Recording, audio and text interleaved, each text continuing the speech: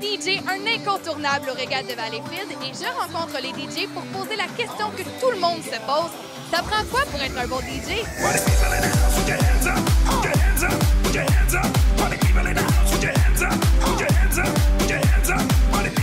Ce que ça prend pour être un bon DJ, je te dirais, d'un premier temps, être à l'écoute de son public. Faire sa recherche musicale, travailler aussi au niveau de la production. Je veux dire, bon, on peut jouer les chansons des autres, mais si on la fait à notre sauce à nous, en faisant soit des remixes ou des mash-ups, c'est quelque chose qui va amener une originalité, en fait, au niveau du set. T'sais. Évidemment, si tu as tes propres productions, comme je fais dans mon cas pour beaucoup de mes compiles, j'ai toujours 2-3 chansons originales qui sont signées Dan Dinoy. Ça aide aussi à aller à l'international. C'est ce qui m'arrive dans mon cas pour aller, mettons, du côté des Ibiza ou ces places comme ça.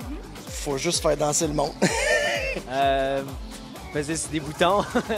De savoir mixer, c'est sûr que ça prend la technique. Je veux dire, tu peux pas t'improviser DJ du jour au lendemain.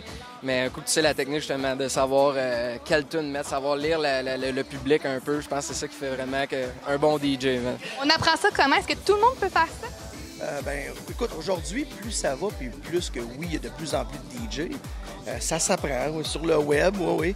Mais je pense qu'à prime abord, il faut que tu aimes faire danser les gens. Il ne faut pas juste que tu penses à toi, puis il faut que tu respectes ta clientèle, les gens qui sont sur le plancher de danse. Et tu l'as dit, il y a plusieurs DJ, c'est bien à la mode en ce moment. Comment tu fais justement pour te démarquer des autres? Écoute, je fais seulement ce que je fais avec mon cœur. C'est un gars de passion. Exactement. C'est ce qui fait en sorte que je suis encore là, probablement. Le fait de créer un duo ensemble, c'est la différence qu'on réussit à avoir, contrairement à un autre DJ, justement, qui va jouer un peu ce qu'il joue à la radio présentement. Là, on arrive vraiment avec un concept exclusif qui n'a pas été fait encore. Ou sinon, je dirais que ça serait vraiment de produire sa propre musique ou des remixes, peu importe. C'est de se mettre à jour tout le temps, d'écouter les nouvelles sonorités, d'écouter un peu aussi ce que les gens font autour de nous. Parce qu'il y a eu beaucoup de DJ souvent qui vont être dans leur bulle puis qui ne prendront pas la peine d'écouter ce qui se fait dans d'autres pays. Ou ça peut être correct dans un sens, mais en même temps, ça ouvre tes horizons. Des fois, tu vas chercher une clientèle supplémentaire et aussi ça apporte un apport au niveau de ton show quand tu es en performance live. Comment on fait pour être toujours à l'affût des nouveautés? Comment vous choisissez vos musiques, dire « OK, ça va être tendance, les gens vont aimer ça ». Moi, je suis abonné sur des sites que je paye, dans le fond, pour avoir de la musique. Je regarde ça à chaque jour, des dizaines de pages, là, puis c'est en écoutant des nouvelles chansons ou des mix. Exactement. Tu trouves des remixes, des versions différentes que les autres n'ont pas.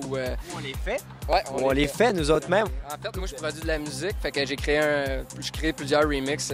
Et toi, à travers les années, c'est quoi le style que tu as le plus aimé faire? Le house, je te dirais, quand le house est arrivé, c'est ça qui était venu me chercher le plus. J'ai joué dance au début comme tout le monde. Après ça, j'ai été techno parce que c'était la mode. J'ai touché un petit peu au trance. Les débuts de Tiesto, c'était quand même une très bonne influence pour nous autres. On avait comme une saveur trance qui arrivait dans le picture qui faisait qu'on avait plus ou moins, c'était un incontournable. On devait jouer un petit peu de trance. Et quand le house est arrivé, moi, c'est là que j'ai vraiment comme trippé fort. Mais là, maintenant, ce qui est plaisant, c'est que même si c'est deep house ou vocal house, peu importe quoi, le house est toujours présent, donc pour moi, j'ai beaucoup de plaisir à jouer ce que je joue présentement. Est-ce que ça t'est déjà arrivé d'avoir une soirée que ça n'a pas levé ton public, là, ça marchait pas, le set, la musique, ça fonctionnait pas? Oui, un mauvais booking. Ouais, quand je dis un mauvais booking, c'est que les gens de l'agence qui m'avaient booké, c'était à Toronto, je m'en souviens toute ma vie, et je suis arrivé dans un bar qui était hip-hop. Ah, tu sais. Ça fait pas de hip-hop? Pas tellement. Et je suis arrivé là, puis tout le long, et même on est allé souper avec les propriétaires, puis ils n'arrêtaient pas de me dire « J'ai hâte d'entendre ce que tu vas nous jouer », puis blablabla. Ça va être bon! Puis là, je pars la première chanson, un peu deuxième, troisième, puis là, il vient me voir poliment en me disant « tu vas commencer à jouer tranquillement 50 Cent. » J'étais comme « Il dit « Tu joues pas de hip-hop? » Je dis « Non, il dit « Parce qu'ici, c'est un bar hip-hop. » J'avoue que c'était une soirée un peu difficile. Écoute, j'ai jamais vraiment eu de pire public, à part peut-être une soirée. Je mixais souvent pour les croisières interclubs avec les brasseries Labatt, Budweiser. Et puis, à un moment donné, on fait un pré-party pour la croisière dans un bar du centre-ville. Puis je me donne à fond. Et puis, écoute, ça danse pas. Mais c'est une soirée de l'hôtellerie. Souvent, les soirées de l'hôtellerie, les gens, c'est des gens qui travaillent dans les bars, qui dansent pas vraiment, mais qui vont boire beaucoup.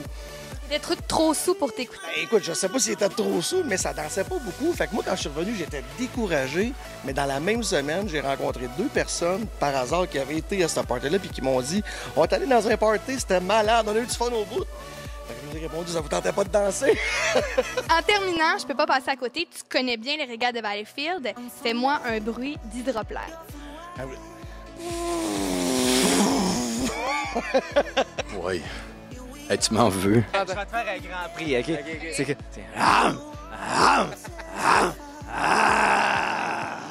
Un fin connaisseur. Oh, moi, ça ressemblait pas mal à ça, mais plus aigu. Là. OK, mais il est loin, OK? Il est loin.